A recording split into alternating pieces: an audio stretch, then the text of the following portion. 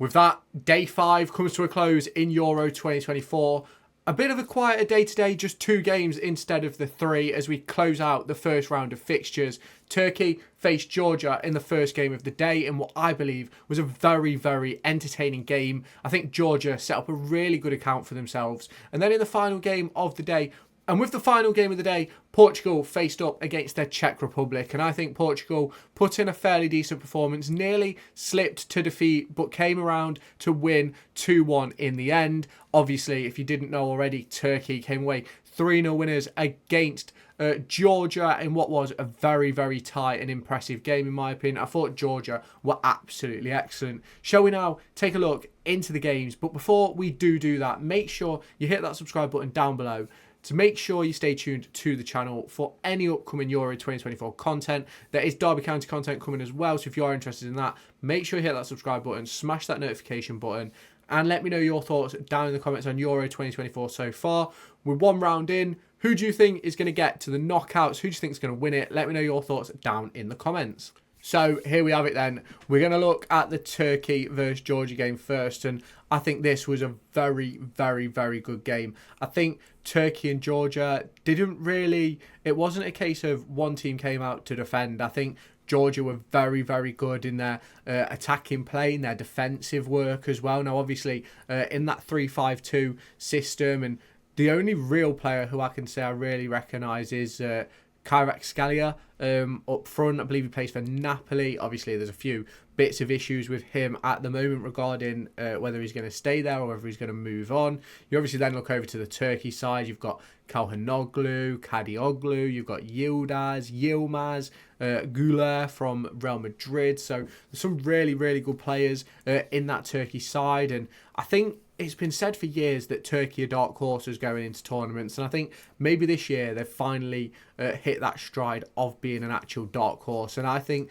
Turkey could get all the way to the knockout rounds. And if you do look at these sides, I think Güler was massively impressive today. Now, scored a wonderful, wonderful goal at only 19 years of age, put in the performance that he put in today. 3 chances created, 93% pass accuracy. What a performance from him. 4 touches in the opposition box, 2 passes in the opposition third, won 3 of 3 tackles, 4 recoveries, won 4 duels. I just think he was really, really good in his performance today. A few years back, Derby County were interested in signing Ferdi Kadioglu, and he put in a fairly decent performance at left back when Derby signed him. Derby wanted to sign him, sorry. He was a central midfielder. Now, you obviously look at the Georgia side, and some of you may recognise more names than me.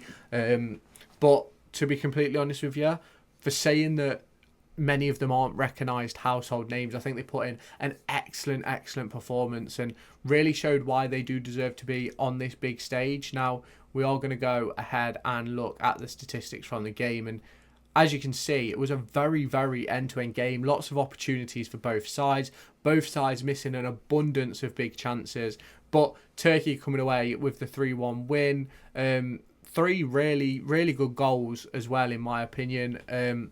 Georgia's goal was okay as well, but not in the spectacular nature of like Güler's goal or something like that. So 2.7 XG for Turkey to 1.59, 22 shots to 14, 8 shots on target to 5, and both teams missed 4 big chances. And to be completely honest with you, I thought this game was going to be very, very different to what it was. I thought Turkey were going to be by far the more dominant side. I thought they were going to absolutely trounce Georgia, to be completely honest. But Georgia put in a really good account of themselves. They should be really pleased and proud of the performance they put in. Now, I think everybody knows that Georgia probably aren't going to get through to the knockout rounds, but if they can just put in 3 really good performances, I think they can go home happy. And I think that's what they did. And you look at where Georgia's shots were on another day, they could have easily picked up a point from this game. It's one of those where it's all about taking your chances. And obviously, we saw Turkey take their chances. Georgia not quite taking the chances to the same level. I thought Kvaratskhelia, despite being so impressive in Italy, and I think he's had a bit of a off season. If I remember rightly, he's not had the greatest of seasons this year, but he's had a few really good seasons recently, and he's come into this tournament and he's their main man. He's the star player, the key figurehead of the squad, and I think he put in a fairly decent performance, but it just wasn't enough for a player of his ability, in my opinion, especially with all the talk around him wanting to leave Napoli and move on. Maybe that got in his head a little bit heading into this game, but I still think it was a very, very good Georgia performance. I think there's not a lot for the Georgian fans to complain about. I think the manager and the players should be really, really proud of themselves for the effort and the performance that they put in. It's going to be really interesting to see how they shape up against the rest of the teams in their group. And talking about their group, we're then going to go on to talk about Portugal versus Czech Republic. Now, Portugal in this game, by far, in my opinion, the better side. The fact that they had to score so late on, I think it just speaks volumes of how good Czech were defensively and how unclinical Portugal were heading into the final third in this game. And we do look at the lineups. Obviously, 39-year-old Cristiano Ronaldo leading the line. Very, in my opinion, like, I love him. I'm not going to lie. Like, I absolutely love Ronaldo. I think he put in a really good performance today.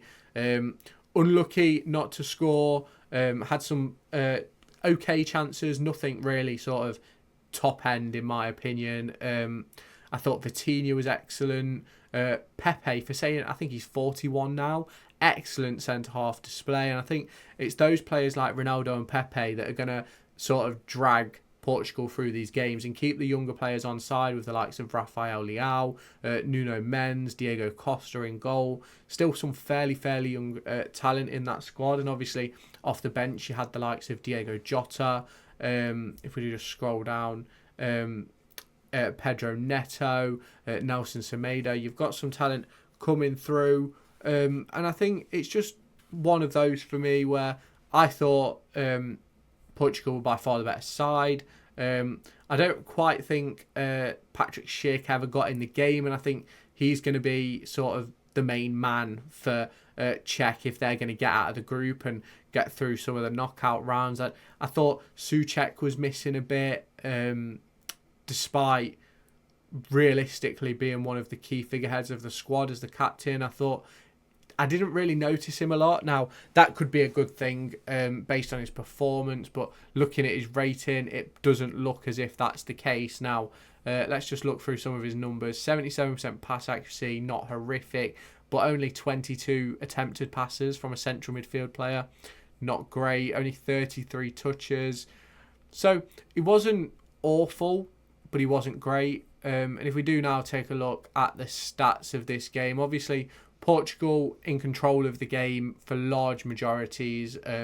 Czech Republic had their moments and they had their breakaways and their opportunities, and their goal was absolutely phenomenal. For me, probably one of the goals of the tournament as it stands. There's been a couple of really good goals recently, but Portugal, by far and away the better side, dominated the ball, dominated the chances, dominated getting into the right areas, and obviously Portugal created 4 big chances and missed 3 of them, and it's a bit awkward looking at those statistics for Portugal because they could have run away with this game in the first half, but they didn't, and that's one of the problems I think we saw in this game. Now, if we do look at the table, you've got Turkey leading the group so far with Portugal in second place. You've then got Czech Republic in third and Georgia in fourth. Georgia and Czech go head-to-head in their next round of fixtures. I want to say it's Monday. I could be wrong. I want to say it's on Monday. Portugal and Turkey go head-to-head. So they're 2 big games for this group, because Georgia win, it puts them right back in contention for going through. Obviously, if Czech win, the same thing. And then if whoever wins out of Portugal and Turkey, in my opinion, is then basically through. Because I think once you've got 6 points, I think you can get through. Because if you end up finishing third, you're going to be one of the best third place teams based on points. So I think that's it's going to be a very, very interesting round of fixtures. A lot of groups are in similar positions, obviously, with there only being 3 games within the group stage. it can sort of flip-flop with each game week. So it's going to be very interesting to see how that holds out.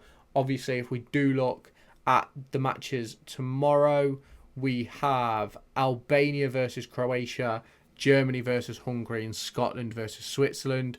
3 really big games. Be good to see Luka Modric again as they face Albania. Germany have a really good opportunity to essentially seal their place in the knockout rounds. Will Jamal Musiala turn up again? Put in a really good performance just the other day. And then obviously you've got Scotland and Switzerland. Now Scotland will hopefully be turning around from their poor performance the other day, but will they turn it around? I don't quite think they have the quality that some people think they do. I think they have some really, really good players, but on the whole as a squad, I just don't think they're good enough. So it's going to be very interesting to see how those games go along. Make sure you have hit that subscribe button because we will be doing reviews of it tomorrow at 10 a.m. So make sure you do stay tuned to the channel. So let me know your thoughts down in the comments. Who do you think is going to win Euro 2024? After the first round of fixtures, I'm still leaning towards a France or a Germany, maybe even an England sneaking in there. Obviously, there's going to be a lot of talk about Spain. They put in a really good performance the other day, but I think their lack of firepower up front is going to catch them out in the end. So let me know your thoughts down below. If you have not done so already, make sure you hit that subscribe button. Make sure you smash that like button, and I'll catch you in the next video. Make sure to go and find me on TikTok, pictured here, and Twitter, pictured here. These are the places where I'll keep you all up to date with all my upcoming videos and my thoughts and feelings around the Formula 1 and football weekend.